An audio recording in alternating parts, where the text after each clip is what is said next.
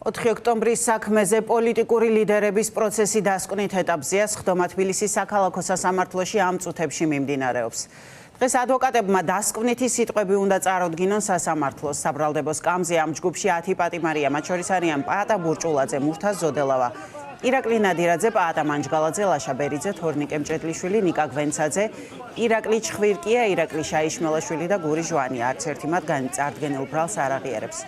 პროკურატურა კი მათ ყველაზე მძიმე ბრალდებებს სწორედ ამ ჯგუფის წევრებს უყენებს.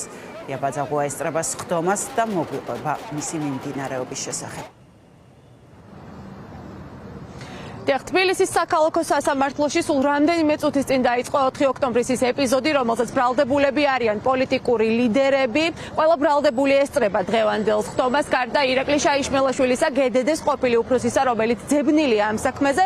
საქმე არის უკვე დასკვნით ეტაპზე და დღეს დასკვნის სიტყვას წარმოთქვამს ამ წუთებში მურთაზ ზოდელავას ადვოკატი ბექა ბასილაია. ის ყურადღებას ამახვილებს იმაზე, რომ მიუხედავად მრავალთვიანი განხილვებისა და სასამართლო პროცესებისა, ბრალდების მხარეს არ წარმოუდგენია არც ერთი მტკიცებული, რომელიც ბრალეულობას დაამტკიცებს დაკავებულების. გარდა ამისა, დღეს ასევე დაგეგმილია, რომ დასკვნით სიტყვებს იტყვიან ირაკლი ნადირაძისა და პაატა ბურჭულაძის ადვოკატები.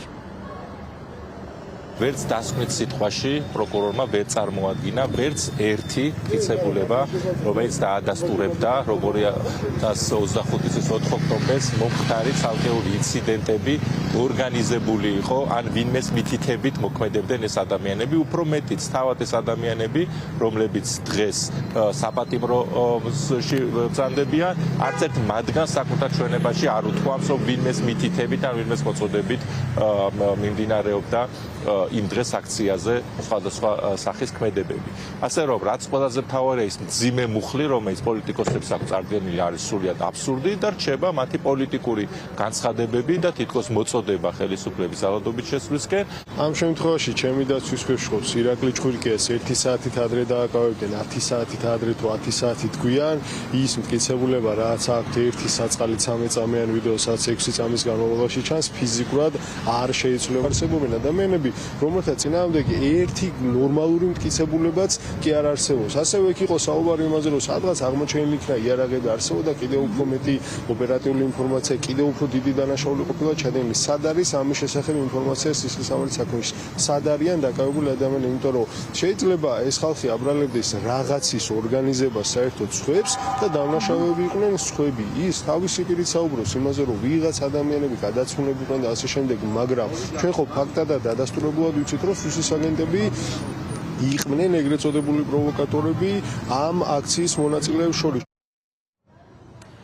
დღეს ადვოკატები ეხმაურებიან სახელმწიფო უსაფრთხოების სამსახურის უკვე ყოფილი უფროსის მამუკა მდინარაძის გუშინდელ სატელევიზიო ეთერს, სადაც მან პირველად ისაუბრა ვრცლად 4 ოქტომბერს განვითარებულ მოვლენებთან დაკავშირებით და ფაქტობრივად დაადასტურა ის, რასაც ადვოკატები ამტკიცებენ უკვე რამდენიმე თვეა, რომ ეს იყო წინასწარ დაგეგმილი პროვოკაცია. მამუკა მდინარაძემ თქვა, რომ ამ პროცესში აქტიურად მონაწილეობდნენ სუსის თანამშრომლები და მათი მუშაობა წარმატებულად შეაფასა.